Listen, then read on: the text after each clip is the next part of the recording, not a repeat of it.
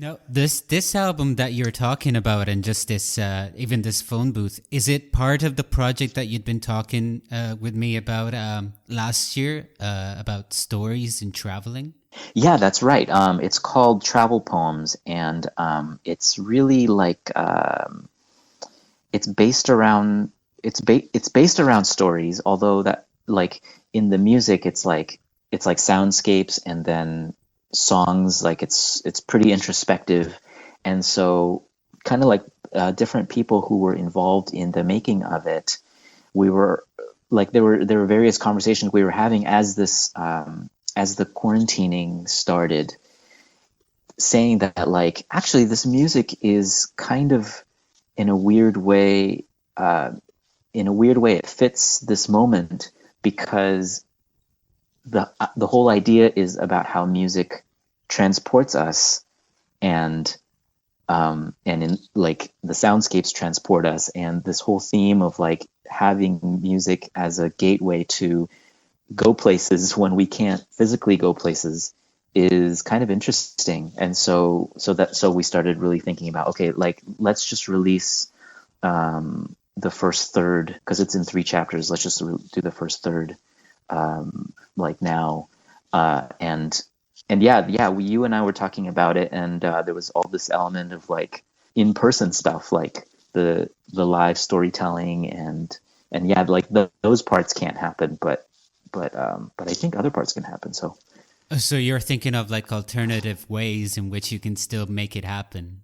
yeah, exactly. So yeah, we want to release the first chapter out of three, and then ask people for stories, and then the plan is to weave people's stories into the music with the release of the second and third parts, and at that point, hopefully, the phone booth can start physically traveling.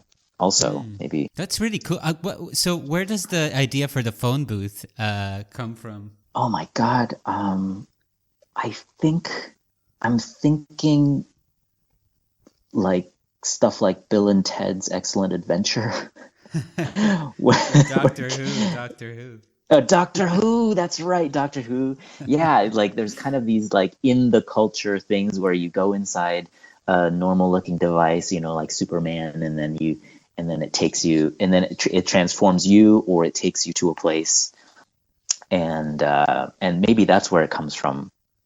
Yeah, you know what's interesting about that is that the phone booth itself as an object seems to be like part of a different planet nowadays because we're all using phones, you know? Yeah, our mobile phones. So the world Yeah, is, it exactly. seems like it was a long time ago. I used to actually collect the cards that you'd use on the payphone in the payphones, but so I'm personally attached to them. Do you have a personal attachment to maybe that world, not specifically phone booths, but something that they represent? Oh my God, I think so. I think it's somewhere like, past a certain age, we grew up with these things like around us, so they're like embedded in our awareness, even though you don't see them anywhere, and so you don't like, in a way, we don't really notice they're missing as much as like as if you were using them all the time. But it's like absolutely, they hold a certain magic because it's such a physical experience of going inside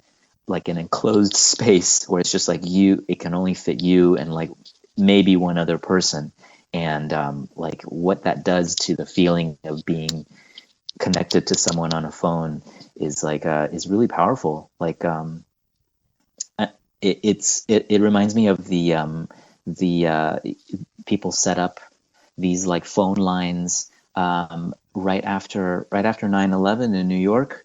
They set up phone lines to talk to people like across the world, and you could have a live conversation, and you could pick up a physical phone receiver at the site of the World Trade Center and make this connection with someone real that was going through something, and they were in a completely different culture.